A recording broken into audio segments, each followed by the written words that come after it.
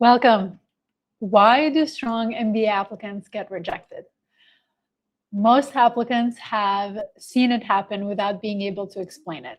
Two candidates with similar profiles apply to the same programs. Their scores sit in the same range. Their resume carries comparable weight, obviously not exactly the same, but comparable weight. And their stories are equally strong. One gets admitted. The other one ends up at a backup school or more on their target or safety school category. And they end up telling everyone that it was the plan all along, they're happy with it, which makes total sense.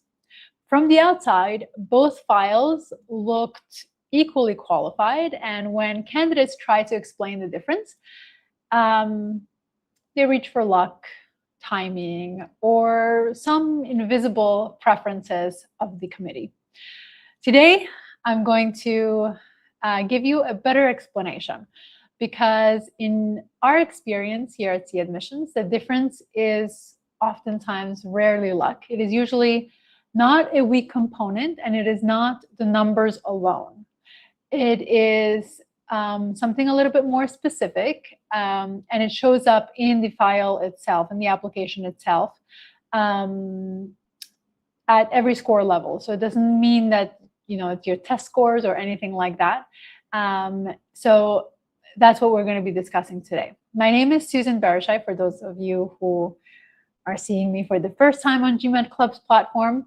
I am the founder of Sia Admissions. We are a boutique firm, and we work with select number of high-achieving candidates each cycle who are serious about M7 and top-tier programs in the US and Europe.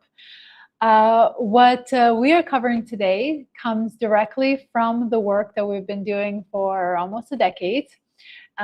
These are years of reading complete profiles and watching the same problem show up time and again. Before we begin, a few things to note. If you find today's session useful, please like this video, subscribe to the channel, and share it with anyone in your community who's applying this cycle or next cycle.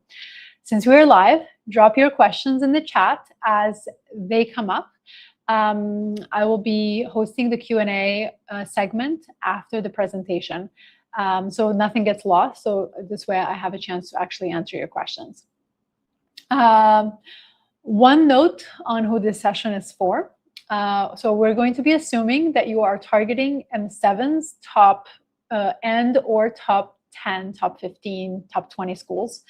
And you probably know which cycle or round you're going to be applying. If you are applying round one, this session is about what you need to settle before you start drafting. If you're preparing for your GMAT or the GRE ahead of round two, this determines whether the application you build after your test is moving in the right direction. And if you're planning a future cycle, what you hear today should really help shape what you build between now and whenever that cycle comes about. So let's get started.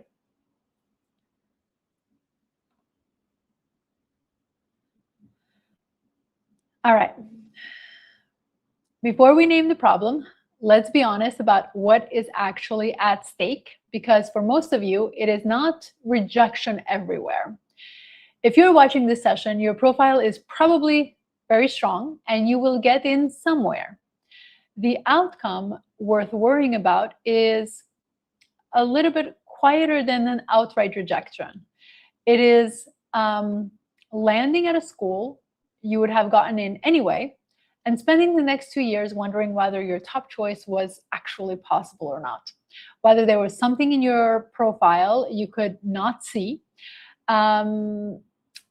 something perhaps a better built application would have said.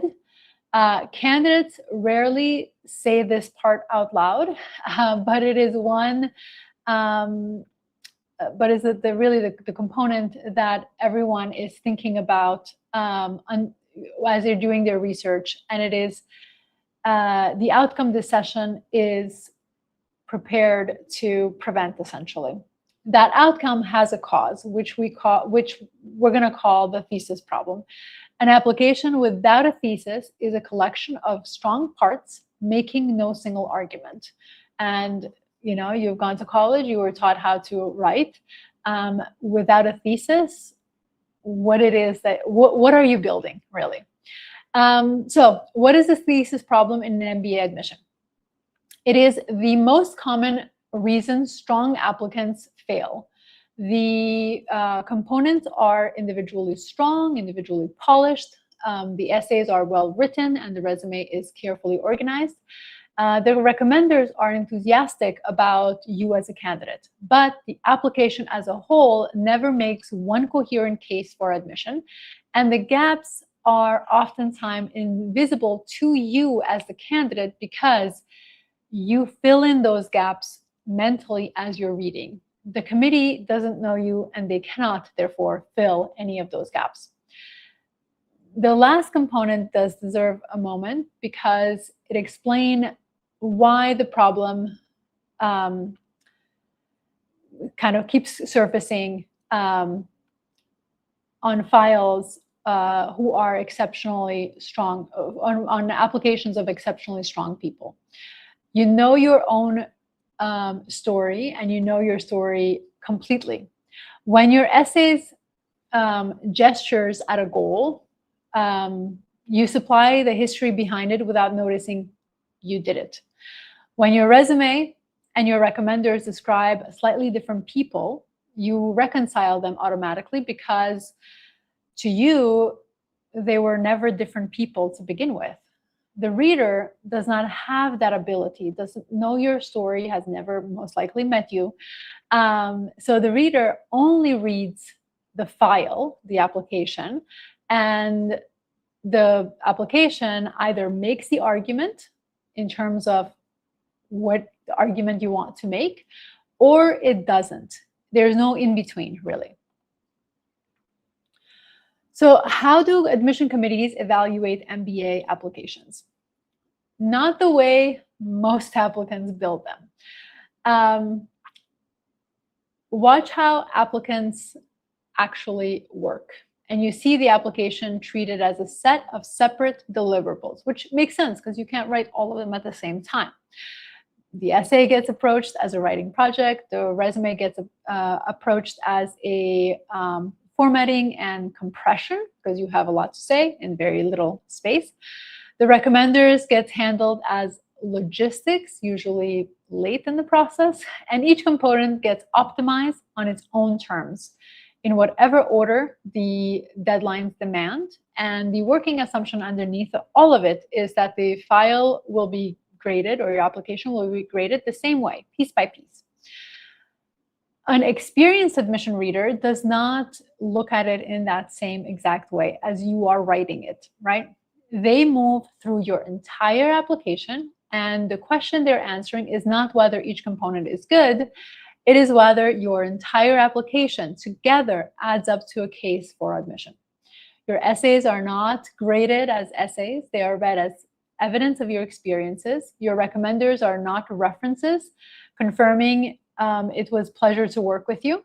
They are witnesses, and the reader is checking whether their testimony supports the case the rest of your application is making.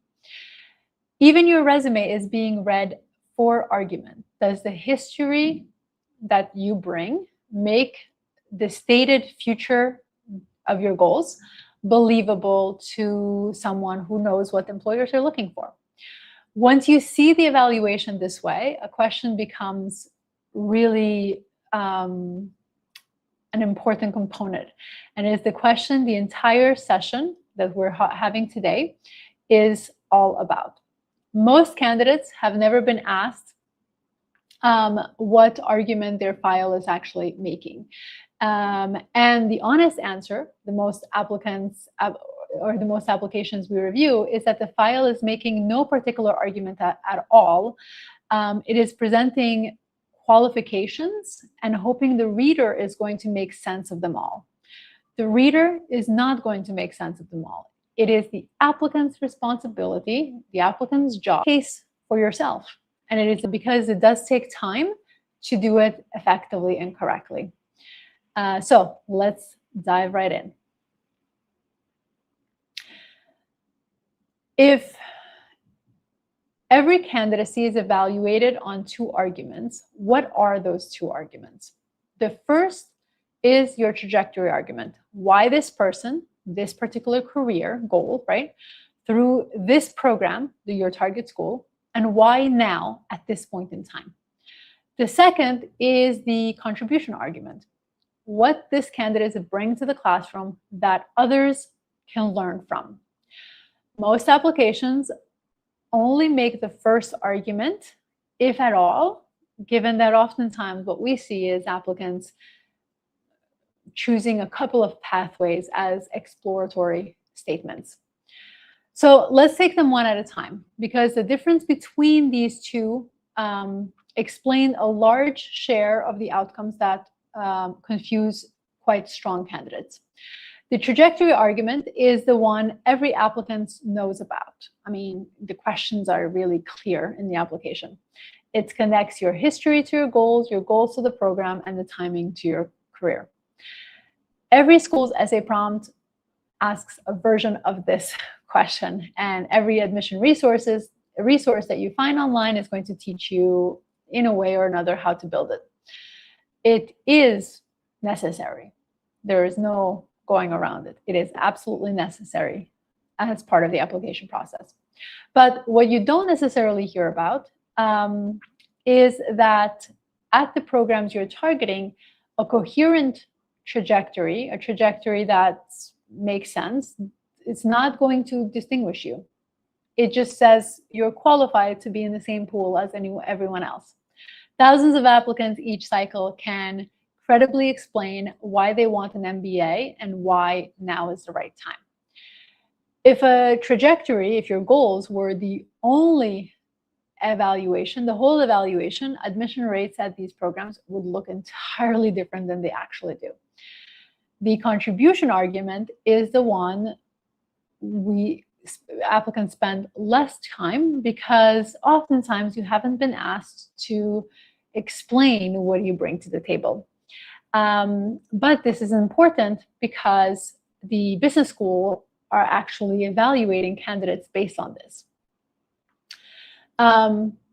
Business school is a learning community, and a significant share of the education happens between students in sections, in study groups, in disagreements as those conversations are taking place. So the committee is not only asking whether the program is right for you specifically, it is also asking what the class gets if you are in it. What are you bringing? What perspective, what experiences, what judgment arrives with you that was not already in the room before they selected you? Now, put the 2 arguments together, the structure is going to be quite a little bit clearer, at least. So if there are 100 candidates, let's just take a whole number, 100 candidates who share your background, your score range, and your trajectory, your goals, essentially. A profile that only makes the goal arguments gives the committee no basis to choose you over 99 other applicants who share similar backgrounds to you and similar future to you, right? What we want to say clearly in this process is that candidates in this position did nothing wrong, but you have to remember that it's not only your goals, it is the collection of the 2 that make you a distinct candidate. And it is your job to do that effectively in a way that differentiates you from, let's say, 99 other applicants who share a similar trajectory to you. So what does the thesis problem actually look like inside your application? The most common version of that we see, and I want you to really notice what those distinctions are going to look. So let's say the resume argues one identity, say a disciplined operator who delivers under pressure, because that is what the bullet points, the metrics, and the promotions are going to add up in your profile. The essay argue a different identity, a visionary who wants to change an industry, because that is the story the candidate is going to find most inspiring about themselves. The recommenders, who were not told what case the applicant is making, describe a third person entirely, usually the reliable executor they manage day to day, because it is the person that they actually see. And given that they were not told what future you're building towards, that's what they're going to be, that's what they're going to naturally, write about. Each of those documents on their own is strong. The resume can be very impressive. The essays are definitely moving in the right direction. The letters are sincere in terms of the letters of recommendation. And together, they may cancel each other out because the reader is trying to assemble one person, but there are three stories being told or three arguments being made in the entire file. This is important because the application does not read as rich or multidimensional if it's put together that way. It reads as something that hasn't really been tied together cohesively. The reader is left questioning is left with questions that the applicants never answer, which is, who is this person actually, and what are they building towards? But also, what is it that they're bringing to the application and to the community that they're being a part of? Now, compare that with a file that has a particular thesis, because the contrast is oftentimes the entire lesson. When every component supports the same argument, what makes it really reinforceable for the admission team is that they see how every piece works together. The recommenders confirm what the essays claim. The resume makes the stated goals plausible, even if you're moving in a different direction that you're currently in. The interview months later sounds like the person in the application itself. So everything has to work together. Each piece is going to raise your credibility for the committee in terms of you being the right person when you submit your application. Now, this is not about word choices, and it's not about feelings. It is a compounding effect of every component arguing the same thesis. Two files can contain the same raw material and produce opposite outcomes based entirely on whether the material was organized into one argument or left as separate pieces, separate parts. Over the years of reviewing applications at Sia Admissions, the thesis problem shows up in recognizable patterns. And I'm going to walk through three of these that I see most often. And for each one, pay attention as to why the candidate was not necessarily able to see it themselves. Sorry about that. The first is the goal that does not connect to the history the applicant is coming with. The stated career goal can definitely be credible in abstract. It is ambitious, it is specific, and it may even be sincere in terms of where it is that they're going. But nothing in the candidate's past makes it a logical next step in their journey.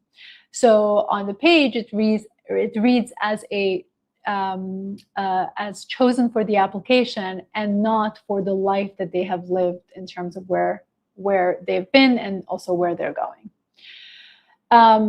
The candidate misses this one because they know why they want the goal, right? The reasoning oftentimes lives in their head, fully formed, but they never notice that the application does not contain the reasoning itself, because every time they read their own essays, they miss the reasoning they're missing the reasoning that gets supplied automatically by their mind in terms of like, yes, this makes logical sense. I have thought through it effectively, but is it captured in the rest of your application? So the reader's question is never whether the goal is impressive, because oftentimes you guys put really impressive goals together. It is whether this application makes the goal believable.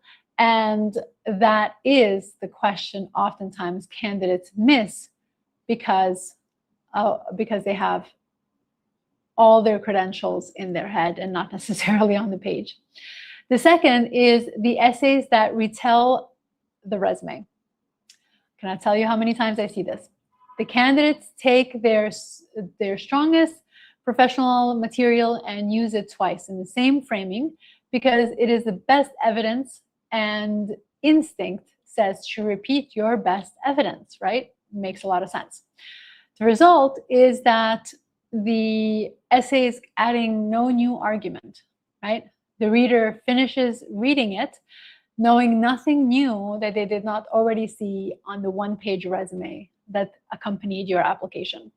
And the essay is the most valuable real estate in the application in terms of telling who you are and how you think. What should that space actually be used instead? Making the argument. No other component of your application is going to make the argument in the same way. That is a really, really important component. And this is where you can add in your contribution argument that I talked about earlier in the process. And the third is the recommenders who are never briefed on the argument you're making. To be clear about what I mean here is not briefed on what to say, but briefed on what case the candidate is making. So their honest observation lands as it relates to the rest of your application. A recommender who hasn't been briefed writes sincere, oftentimes generous letter about a different thesis, about a different point, that doesn't always match in terms of who it is that you are looking to become, right? The pattern is definitely going to cost, particularly for the recommenders, because they are the only voice outside of yours, the admission committee, gets to read that they wouldn't, if it's making a different argument than what you are making, it's not going to be adding value to the collection of your experiences. All three patterns share is an important component that we need to pay attention to. In nearly every file where we find that thesis is not evident, the candidate has already decided what the problem is, and they're oftentimes wrong. They're convinced it is a component of their application, usually the essay or the test score or something along those lines. But on the essay, maybe they keep retaking the GMAT or the GRE, or they keep rewriting the essay, sometimes for months, draft after draft, changing it. And the application or the essay doesn't necessarily improve because that was not the problem. The argument that you're trying to make is the problem. And that revision energy went into polishing something that wasn't built for the case you're trying to make. This happens because it is oftentimes not a gap in effort or intelligence, of course not. The candidates we're describing that we're working with are extremely capable people, and many of them are rigorous self-editors in every other part of their professional lives. It is the nature of the problem that's the problem. You cannot get distance from your own story for the same reason you cannot proofread your own writing. You will read what you meant, not what is on the page. And that is a hugely important piece in this application. because the argument you think you're making versus the argument that you're making can oftentimes be very, very different. The better you know your story, the more reliably this happens, which means the candidate most invested in their application are often the least able to see what is missing from those applications. So the honest boundary of what a session like this can do for you, everything that I have covered today tells you what to look for. It obviously cannot help you put distance between yourself and your application. Those are two very different things, and the difference between them is exactly where strong candidates oftentimes get stuck, and they get the outcomes for the programs that they're most targeting, that they're most excited about, don't get the results that they're looking for. If you take one thing from today's session, is when the application is not working, the instinct is to rewrite harder. And that instinct is usually the instinct to work on the wrong thing. And I really want you to pay attention to that, because if you're spending your energy, and especially if you're applying in round one, which we have less than 2 months from now, that energy is spent on the wrong thing, which is going to bring a lot of frustration. And obviously the outcome may not necessarily be exactly what you're looking for.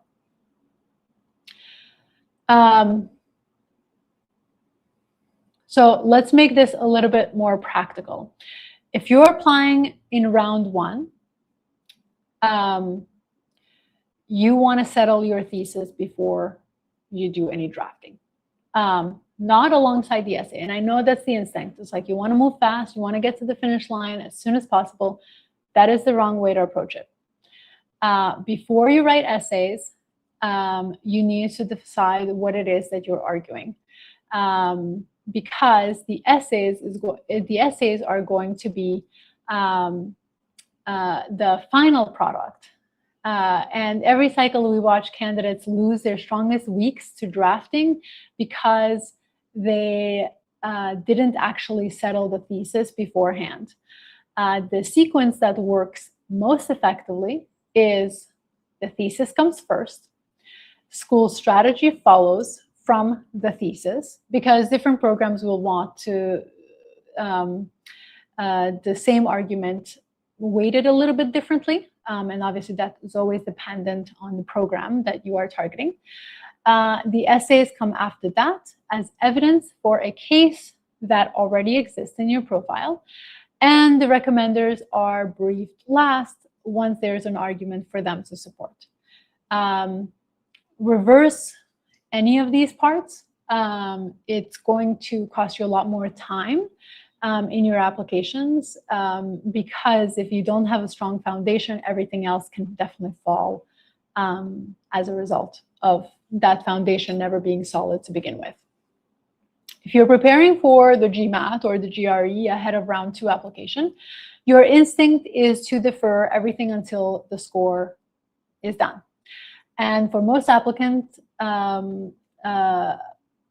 most application work, that instinct is absolutely right. The thesis, however, is the exception for 2 reasons. First, it does not compete with your prep hours because it is thinking work rather than drafting work. And it determines whether the sprint you run after the test day builds the right application. Candidates who come off their test with an argument already settled spend their remaining weeks producing evidence of that argument, right? Candidates who don't spend those weeks discovering the problem in terms of the argument that they're making end up dealing with the problem that we described in this session. A compressed timeline, which is the worst possible moment to be, working through the thesis when, you're working against the clock, essentially. If you're earlier than that, planning for future applications, so maybe, round 1 next year, something like that, the same logic can reach further back. The earlier the thesis is settled, the more the decisions between now and your application, the project you take on, the roles you pursue, you can be using this time to really serve your thesis in the most effective way, especially if you are looking to make some changes to your profile or strengthening any components of your profile to support the thesis that you're trying to make, especially if it's not entirely clear from where you are currently. That is definitely a quiet advantage early candidates have, and most of them spend a lot of their time on tests alone, and they should be really spending it between the two.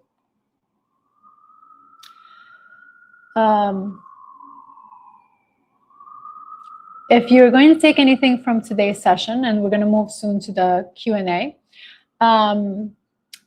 is that the strongest applications are not a collection of impressive individual components and impressive individual credentials. They make one persuasive argument from beginning until the end of the process, and they make both arguments the committee is evaluating, whether that's your goals and your contribution.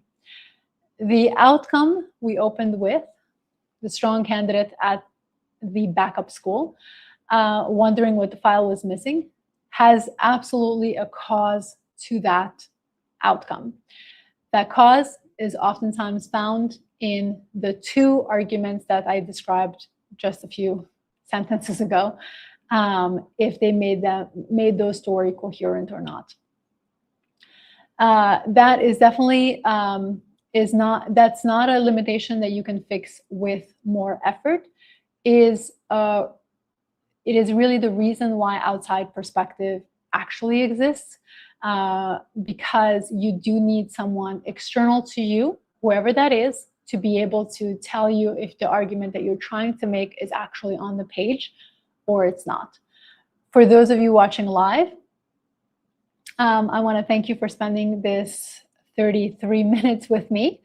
If you came partly through the way, the full session will be available on replay on this channel, and everything that I covered is from the beginning until the end. If you're planning to apply this cycle and considering working with an admission consultant, we invite you to schedule a strategy consultation with Sia Admissions. The purpose of that conversation is to determine whether there is a strong fit between your candidacy, your goals, and the way we work with clients. If you want to understand what or how we build the applications around a single argument, you can go to our Sia website, siaadmissions.com/Sia method, to read more about that process. And if you want a written assessment of your candidacy before any conversation is had, you can request a profile evaluation that is also available on our website. Excellent. All right. Well, we'll end the session here. You know where to find us if we can support you on this journey. Good luck with your applications, and I'll see you next time.